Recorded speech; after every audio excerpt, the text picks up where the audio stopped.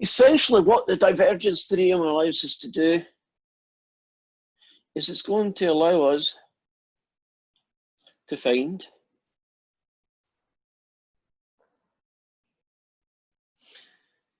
this surface integral.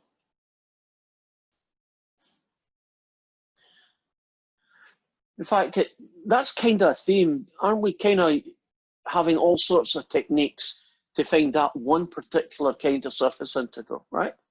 You know, the DS guys. And these fellas, from what I've read at least, it's called the flux over a vector field.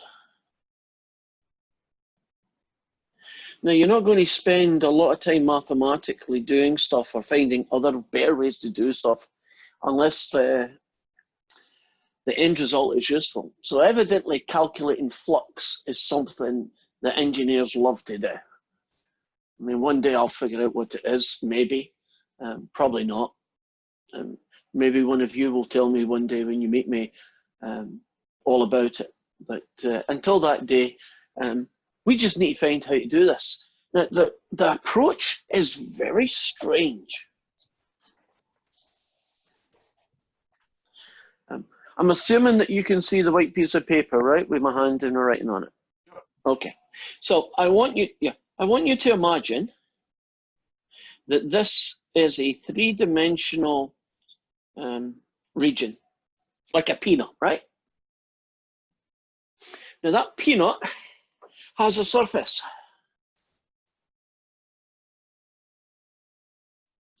The surface is called S. The solid peanut, right? The peanut and every point in 3D inside it, right? So it's a solid region. That solid region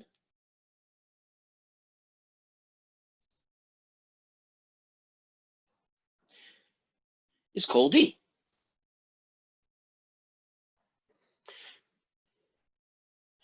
We all know who F is. He is called a vector field.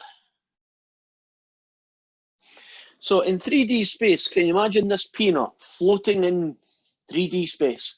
And in this 3D space, there is a vector field doing vector field things.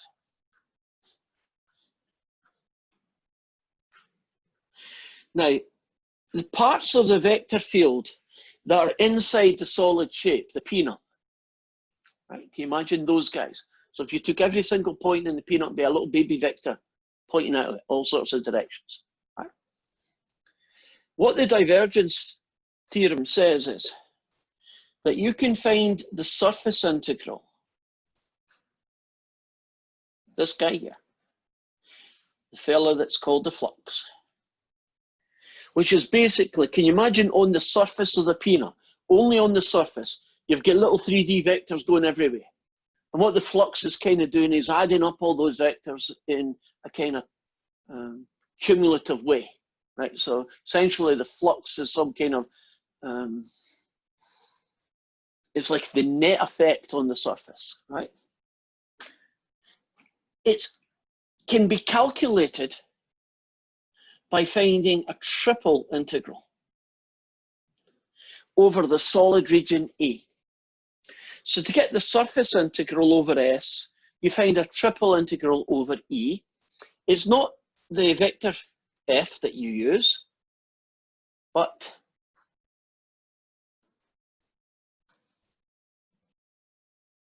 I don't need a vector on that as a V. But the divergence of it. That makes things easy. It is amazing how easy this fella is. Now, just remind you how to calculate the divergence. If we call F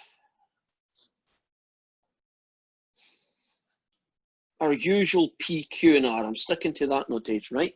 P is the first, you know, the X component, Q is the Y, Z, so on. Then the divergence is the partial derivative of, try it again, partial derivative of P with respect to X, plus the partial derivative of Q with respect to Y, plus the partial derivative of QR with respect to Z. So what you're looking at here is a scalar. In other words, When this is finished, it won't be a vector. Won't it be 5x cubed plus z squared plus e to the zy, right? It's just going to be Maybe various some terms. other Right? x's, y's, or z's thrown in elsewhere. Just a general scalar function. A scalar function just means one-dimensional, right? It's just a one-dimensional function. So that's what's going to fit right in there. Now, your triple integral. You do have a little bit of a choice to make. I'll give you an example of what I'm getting at. The fella called dv. Sometimes you'll do Cartesian. So dv will be turned into dx be dy by dz. Right? That would be good for integrals where the boundaries are just numbers, for instance, but you can do it for other cases. And the function that's here, right, this fella here is, I'm just randomly picking some guys, is just good old-fashioned polynomials, sine xy, right, just normal functions. Now, can you imagine if you're doing this kind of triple integral with dx, dy by dz, don't you just do the x's, then the y's, then the z's? Oh God, when was that? Was that week 1, week 2 we did triple integrals like that? Week 3, because I Week 3. came in just a little bit after that. Right, so pretty early on, right? Sometimes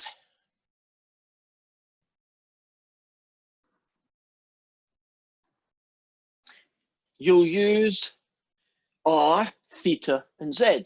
Can you remember the fancy name we gave to the coordinate system where you didn't use x, y, z, but you used r, theta, and z? Cylindrical? Yeah, that's the one. So cylindrical.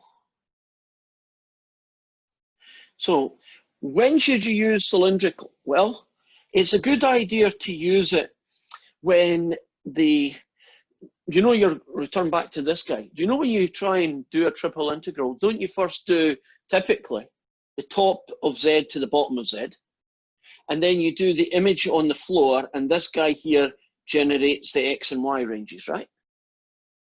Well, trying to use cylindrical coordinates, they work really well when the base is a circle or part of a circle, right? So can you imagine you've got a shape, whatever that shape is, like a cylinder, actually, would be a good one, right? That would be a good example of something that would work well with cylindrical coordinates. Also, see if this guy here ends up being something like that. Won't that lend itself to cylindrical coordinates? Because won't that just turn into r squared? And sometimes you will use the kind of champion of them all.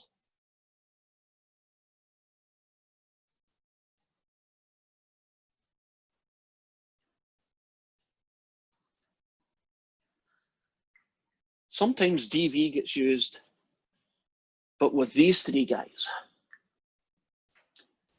What kind of situations do you think you might want to use that coordinate system on your triple integral rather than x, y, z or cylindrical? When you're having a ball, or part of one. Yes. So if the thing that's being integrated is a sphere-like object, the whole sphere, a bit of a sphere, go for that one.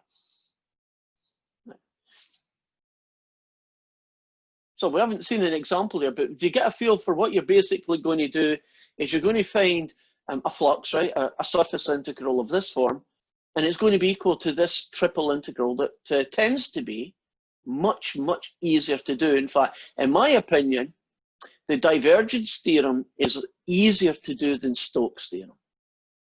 Because, you know, Stokes' theorem, you go from A to B and B to C and sometimes from C to D before you get what you're after, right? Because of all the different things you have to do together. Can you see this is cleaner? Double integral, now a triple, right? One kind of major job. The answer to both will be the same thing, right? So I'm now going, any questions before I move on? Oh, wait a minute. So you said that if you use divergence theorem instead of Stokes' theorem, the answer will still be the same? Yes, that's what that theory there is saying. It's saying that this, by the way, assuming you're finished with it, this is a number. This is 42. And this guy here will be the same answer, 42. So instead of trying to find this, which mathematically can be horrendous, you convert it into a triple integral that's quite easy to do, relatively easy to do, and that's the answer you want anyway, right? It's the same thing as this. So that's what divergence theorem says. This is equal to that. I like it. Okay, now let's see if I can make this happen. It sometimes works and it sometimes doesn't. Are you looking at a screen that says section 16.9, the divergence theorem? Right, so I don't know if you can see the mouse, but I'm moving the mouse around it anyway, right? Okay, so what I've got here are some homework examples, at least my versions of them, to take you through the mechanics of using the divergence theorem. Right.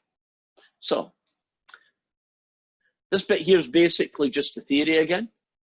It says that the surface integral, double integral S f ds, is the same thing as this triple integral of the divergence function. There's your general version of your divergence. F you consider P, Q, and R. And here are your three choices of coordinate systems. Okay, here's the first example. Use the divergence theorem to calculate that double integral. And over here in the IJK notation, you've got your vector field. And the thing that they're talking about, the surface, is basically it's a cuboid in space. So if you imagine it's like a cube, x going from 0 to 9, y going from 0 to 4, and z going from 0 to 1. Now, if you had to do that the old-fashioned way, do you know you would have to do 6 separate surface integrals, one for each side of the cuboid? Oof. And not even after that, there are no guarantees, especially when you look at what this thing looks like, that any of the 6 integrals are going to be nice. There's a great chance all of them will be equally ugly. So we kind of don't want to do that. Watch what happens when we apply our divergence theorem. Right, let's get the information that we need. We have a vector field F, which I'm calling P, Q, and R. That allows me to get the divergence, right? Partial X, partial Y, partial Z. And it comes out as a pretty ugly thing, but hold on a second. Doable. The region E, right, the three-dimensional solid region, is a cuboid, right? Basically, X goes from 0 to 9, Y goes from 0 to 4, and Z goes from 0 to 1. Can you imagine that as a box in 3D? That's what the solid region E looks like. Well, as a triple integral goes, God, look how easy it is. Z goes from 0 to 1, dz. Y goes from 0 to 4, dy. X goes from 0 to 9, dx. Okay, I've missed out a few lines here, but would you agree that's just a matter of integrate with X, plug in numbers, integrate with Y, plug in some different numbers, finally integrate with Z, plug in 0 and 1, and the answer's, at least I believe, it's 162. I feel like we're missing a component from the question, though. Oh, the way they phrased it up here? You're missing a z cubed on the y coordinate. Oh, am I missing something? Oh, that wouldn't be good. That would not be good. Okay, let's check this. Is that guy with the... Oh, that has got a lot of fixes. That goes there. Q is going to be done with Y.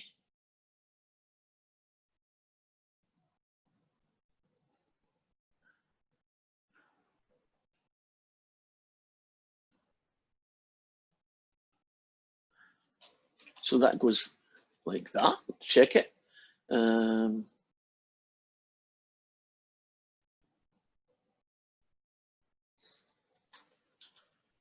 It's not going to change the process. It's still going to be the same guy. It's just going to look a bit different in between. Right, so that's good, that's good. So these three guys here, since I'm going to be putting this online, it's a good idea for me to fix it now or I'll forget later. And this guy is still 162. Yep, that's better. And so we are Just make that black. Yeah. Which kind of brings me to, if this was an exam question, if I see the working, I'm just going to look and say, okay, wrote it down. That's even easier than we thought. You can get rid of the YEZ. Oh, you can get rid of these two. This is true. So, as I was saying, if you were doing this in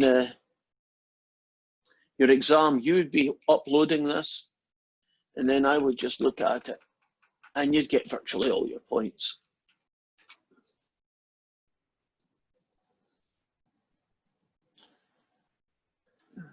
Now you can actually see how I create notes. Consists of a whole load of copying and pasting half the time. There, does that look good? That one actually looks a lot better than the original function. Well, yeah. I mean, in fact, now that it's written this way, let's talk about this for a second. I know the answer is 162, but if I was physically going to do the rest of the working, how would I approach integrating this guy to make my life the least amount of work possible? Integrate them separately. Agreed? So I would do an integral of dx with 2x, right? 2x dx. I do an integral with y, dy, and I do an integral of z cubed dz. 3 separate integrals, very easy to do. Calc 2 stuff, boom, you're done. Okay, keep an eye open for mistakes based on that. There's probably going to be one in each of them. So here's our next example. We're going to do another flux. It's x squared y z, got that right. X y squared z, got that right. X y z. Okay, so I've copied the right question this time. Pretty much every question is going to be find this surface integral using divergence theorem, right? So you'll be given all the stuff that you need, put it together. Now, what's the surface look like? Well, it's 0 to A, 0 to B, and 0 to C. Do you see that's just like a generic cuboid? Instead of 0 to 2, it's 0 to A kind of thing, right? So I know what the limits of integration are going to be. They're going to be x is 0 to A, y goes 0 to B, and z goes 0 to C. And if I calculate the divergence, I get a really nice 6xyz.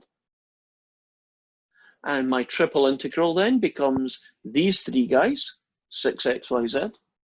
Separate them in, each piece, stick it together.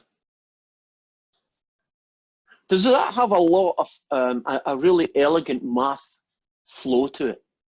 It's not clunky where there's lots of awkwardy bits that you have to take care of. It's essentially find a divergence and find the limits of integration, and later on choose which coordinate system works well for the solid shape that you're trying to integrate. Right, Cartesian, cylindrical, or spherical. I like it. Yep. Now, hold on just for a second.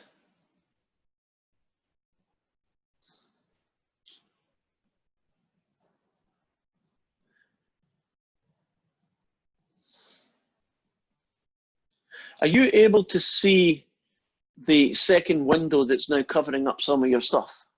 Yep. Good, because it's very distracting if you can see what's going to come, because I'll only ask some questions without you knowing it. So what we have here is this flux.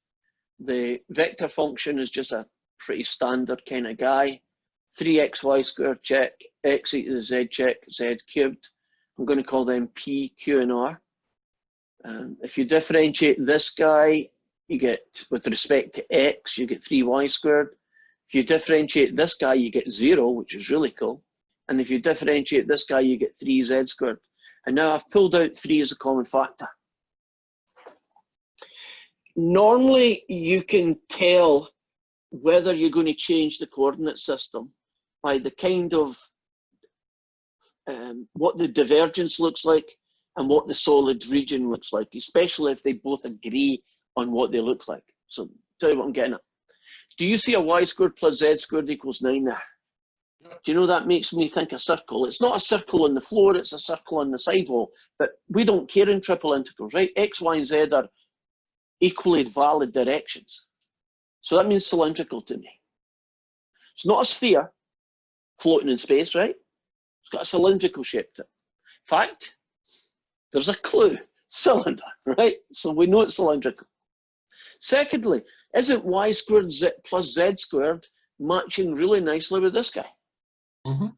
So both of them together are saying, look, I'm not going to do x, dx, dy, dz, because if I do that, there's a very good chance I'm going to have some really weird looking stuff going on.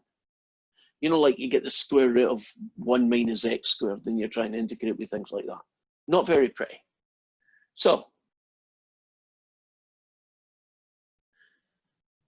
I'm going to make y r cos theta.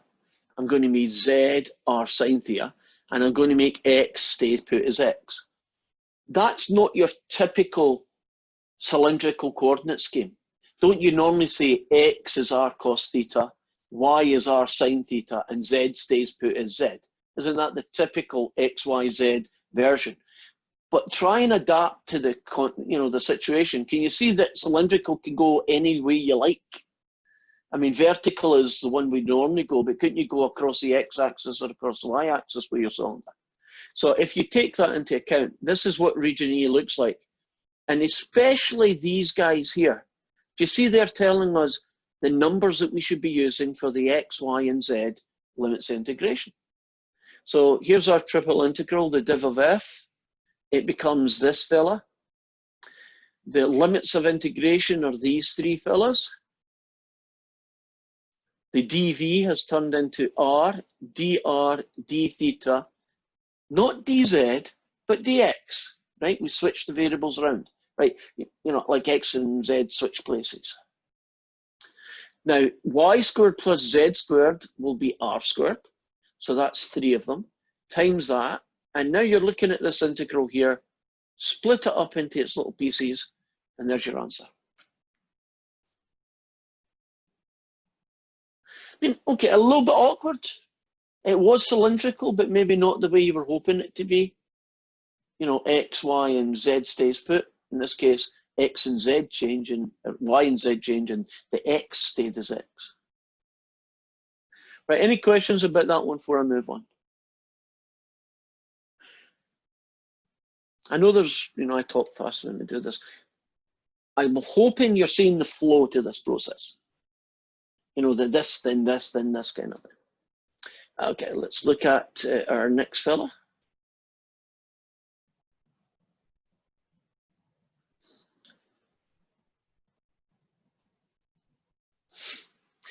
Here's our surface integral, right? Another flux. Here is our vector field. And here is S. S is a sphere, center of the origin and radius 2. I don't even need to do anything right now. Cartesian, cylindrical, or spherical coordinate system. Spherical. I see people moving their hands. Spherical, agreed? Right? Spherical coordinate system. And, hopefully it hasn't disappeared from your brain, but hopefully you can remember how to convert dv into spherical coordinates, right? You have to put in a rho squared, right, and a sine of phi. Okay, here's our vector function. It's this guy, and this guy. Check it, check it, check it. Looks good. Divergence of it. Oh, that looks really interesting. Won't x squared plus y squared plus z squared equal something? Mm-hmm. And in this case, it will equal 2. Right? For this one.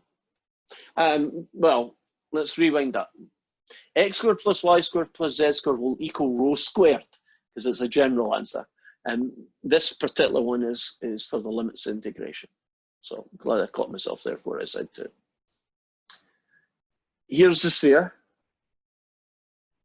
Right, remember the sphere was radius 2, so doesn't that basically just give you rho equals 2?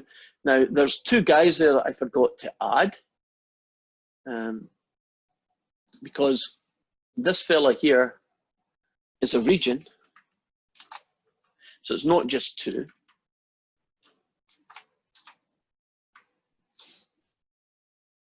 Rho goes from 0 to 2.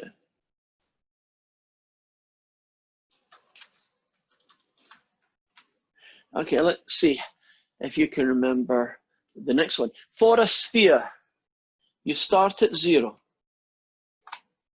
And if you want to generate a sphere, what's the range? Yeah, you can see it. Okay, I was about to say, what is the range of theta? But isn't the range of theta 0 to 2 pi? And then what's the phi fella? Well, it's 0 to less than or equal to, phi should be around here somewhere. Where are you, phi? There you go.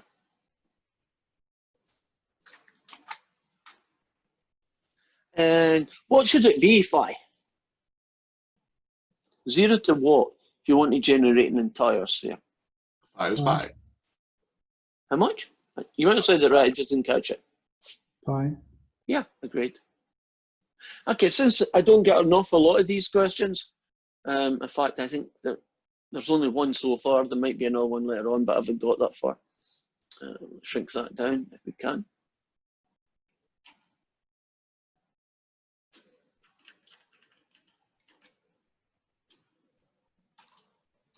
There, for abbreviations. Suppose it wasn't the whole sphere, because that could happen. Suppose it was only the top half of the sphere, right? What would you change in E to represent the top half of a sphere?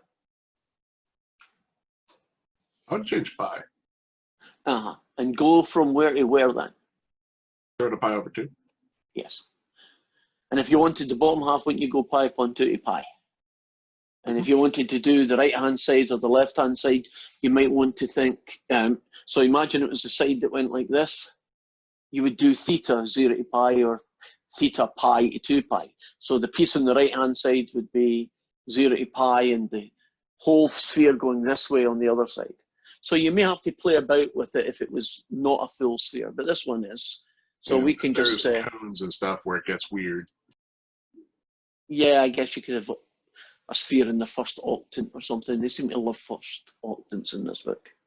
Okay, there's your guy, div of v. That fella gets you 3 rho squared. Right, x squared plus y squared plus z squared is the radius of the sphere, so rho squared.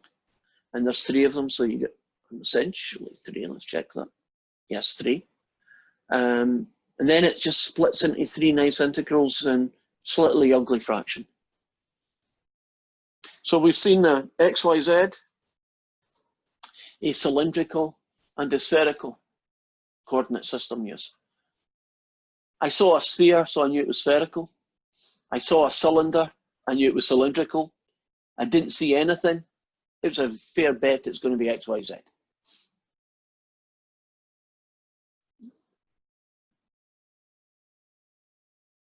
Any questions? Better than the last stuff? Easier to follow? Well, I wasn't here for the last class because it coincided with one of my others. I was hoping for it to still be on Tuesday, but that got double booked. Yeah. But yeah, this was pretty easy. Right. Anybody get any issues? Because I don't want to move on to the next one if there's a little nagging thing that maybe I could fix and we could move on and you'll be comfortable with it. Okay.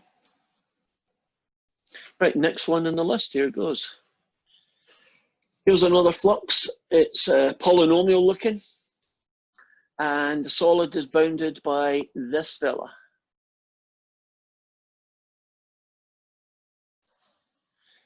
Right now this guy could be a XYZ guy. It could be a cylindrical and it could be a spherical, right? I haven't really done enough to commit myself. I'm going to throw out the spherical right away. Why do you think I can say, nah, I don't see that ever being useful? Because it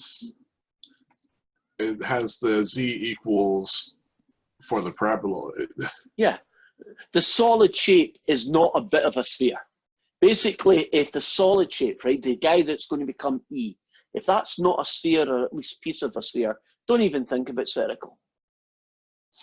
It might be X, Y, Z, it might be cylindrical. Let's see what happens.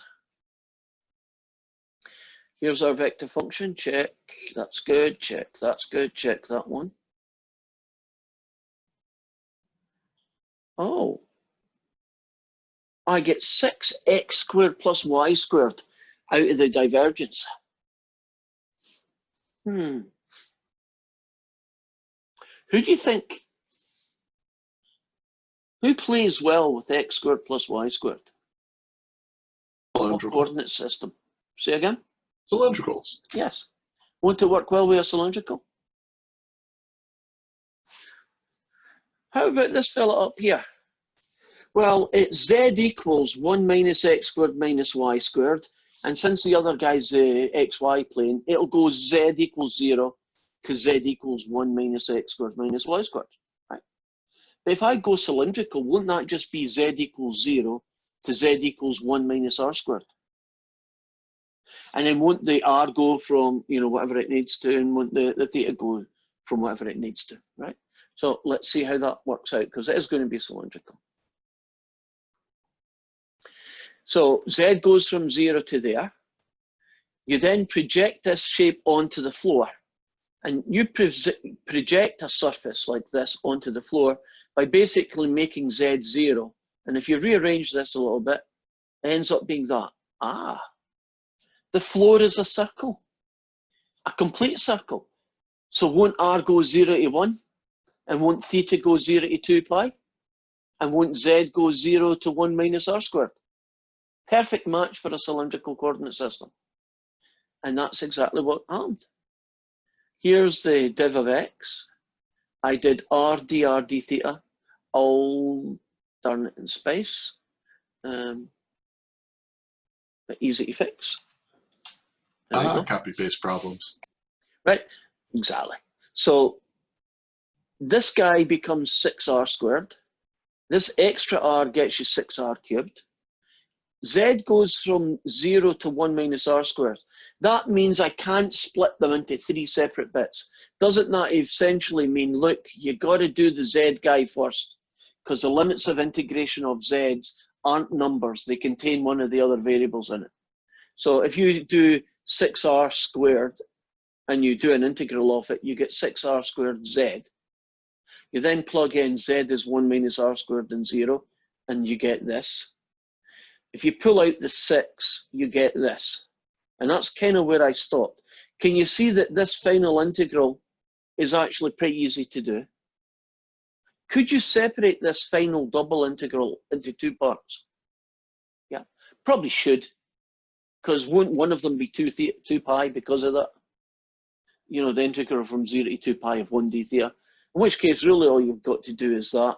And I believe the answer is a phenomenally nice answer. It's pi.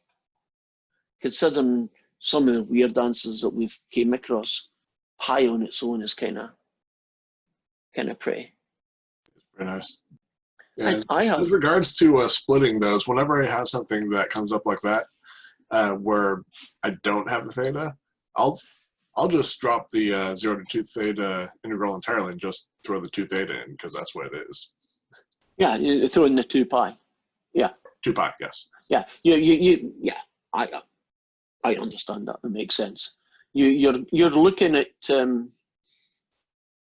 well, not every line that could be done, but I'm trying to put in as many lines as I can, so that if you're a bit rusty, you can say, "Oh yeah, I see where that came from." Now I am going to zoom out of this page for a second, and hopefully we went through that a little bit quicker than I thought. I hope that doesn't mean I went too quick for you. What I want to do now, hopefully, oh, shooting space. See, I didn't swear. Did you notice that? I never swore. I said shoot and space. Okay. A few seconds more and it should be ready for you. Right, are you all now looking at WebAssign homework page 16.9? Yeah. So we've just basically gone through some of these earlier questions. Oh, it's nice. At least I know if I'm doing it right.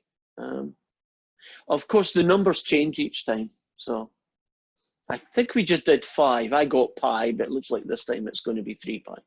Yeah. Okay. So I think I'm going to talk through each question, and then with a bit of luck, we'll return to one and do the whole thing. Question 6. X, Y, Z, I'll just call it Cartesian cylinders or spherical. What do you think you're going to use to generate the limits of integration in the E guy for question 6? Cylindrical. See it? Cylinder. Agreed? And it's nice. So it's X and Y are going to be the R cos theta and R sin theta, and won't Z still stay put as Z? Would you agree that question 7 is a sphere and therefore should be done as a spherical coordinate system? Actually, it's kind of easy as long as they use the word cylinder somewhere and spherical somewhere, right? Isn't it? Most of the time. Okay, in question 8, it's a tetrahedron. That's definitely what coordinate system? XYZ. Yes. Agreed? There's not a cylinder or sphere in sight. Probably not a good idea to use those systems then if there isn't one. And that one will be that. It will be XYZ.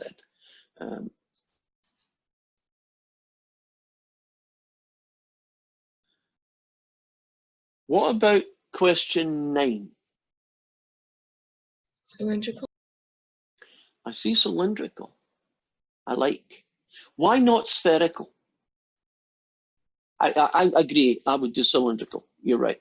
But why not spherical? Because it's a minus Z squared. Yes. It's so easy you miss it, right? It's a minus Z squared. What about question 10? XYZ? I don't think it's worth asking you. It's a box. And can you see it's going to go X from -3 to 3, Y is going to go from 1 to -1, and Z is going to go from -3 to 3. I mean, that's almost like a gift, isn't it? You've virtually nothing to do. And the final question is a box bounded by X0, X2, Y0, Y4, and Z0 and Z3. Would you agree that's also a gift? Mm-hmm. So, I mean, take gifts. If somebody's wanting to give you a surface and you know that that surface transfers straight into X, Y, and Z limits of integration, your E is given to you, right? You don't even need to do anything. I'm assuming that you might have some messy integration to do, but you know, it's not going to be that bad. Okay. I looked at it and that one actually cancels out. Does it? I might do. I haven't looked at it to see. It's got a nice, interesting answer. It's 12 squared, so I wonder what that's about.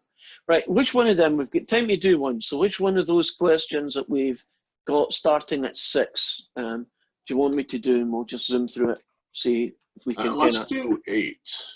8's got the job, okay. So if you give me a few moments to just write down 8, I'll return to the other screen. So our vector function is x squared y, xy squared, and 5xyz. Oh, and I better get 3/5 when I'm finished. And we have an x equals 0, a y equals 0, a z equals 0, and an x plus 2y plus z equals 2 going on. And it's a usual surface integral calculation. Okay. Let's close this off.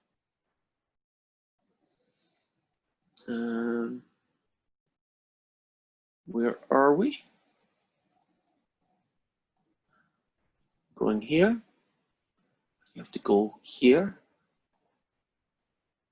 We're on the right place? Yep. Okay.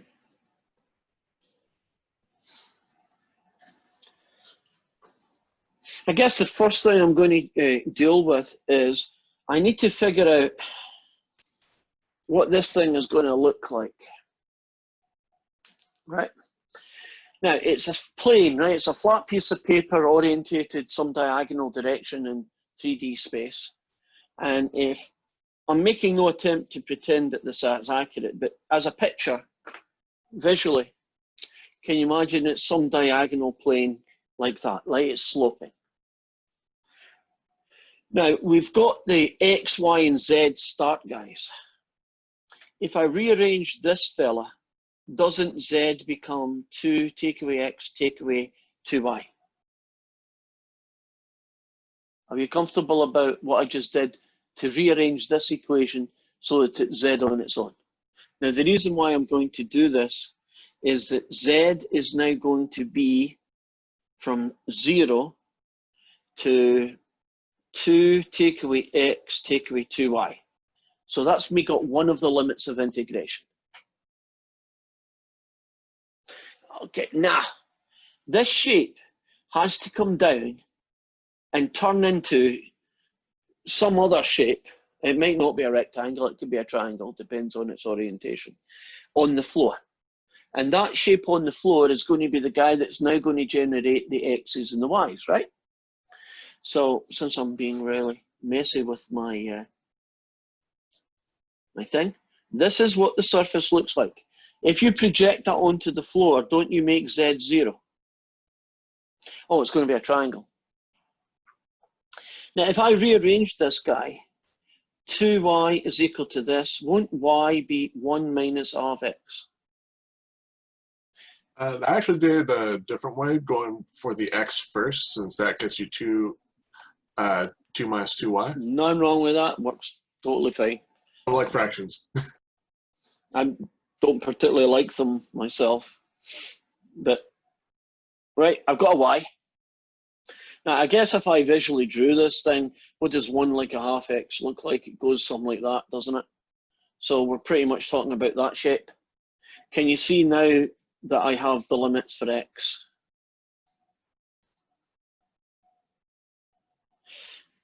Are you comfortable about how I generated the region E? Right, the limits for the x, the limits for the y, and finally the limits for the z. Are we cool with that? And just as Kamika said, look, I could have changed it and made 0x, and what would it end up being? 0 to 1. Well, it won't be a 1, there'll be a 2y in it if you did it with the x's. Yeah, but the y value would be 0 to 1. Oh, yeah, the y value would go 0, 1, yes. So we got this guy sorted out. Now, all we need to do is figure out who the divergence fella is. So the divergence of f is the partial derivative of the first guy with respect to x, the second guy with respect to y, and the third guy with respect to z. If you take this guy with respect to x, if you take this guy with respect to y, and if you take this guy with respect to z, oh, you get 9xy. Ah, that's pretty nice. So our surface integral, our flux, which is this fella, is a triple integral of 9xy dv. And we're going to do x goes from 0 to 2 of 9xy. And x is going to be the last guy, so that goes there. I'm going to do next the y, and it's going to go from 0 to 1 take away a half x, and that's going to be dy. And then the first guy I'm going to do is 0 to the 2 take away x, take away 2y, and that's going to be the dz. Are you comfortable about how I created the order in which I was going to do the integrals and the limits of integration for each of the pieces. We're good on that, right? You can't mix and match those two. The reason you can't do it this particular time is, doesn't this guy have X's and Y's in it, and this only has X's? So if you're wondering about what's the order, it's always going to be this. The limit of integration that contains two variables is always first. The limit of integration that contains one variable will go next. And the guys that have numbers always go here last. You can't pick that guy up and stick him at the end. It won't work. In fact, if you try to, I'm not sure what you get, but whatever it is, it will not be a number. It will probably have some X, Y's, or Z's left over. It won't be pretty. Are we cool with that general process? Because I don't think this integral's that bad. I know when you start adding bits in, you're probably going to get a polynomial, maybe an x squared, y cubed, something like that. But it will come out. Y minus 9x squared y minus 18xy squared. Right, and then that'll integrate out as, basically just versions of power rules, right? Adds 1 to the power, divide by the new power, and make sure that you treat all the other variables as constants, and then substitute the limits of integration in, and you should be good. And that is a pretty cool time to do this. I think we are done. Have we got any questions? Right. As soon as you leave then, I've got a few minutes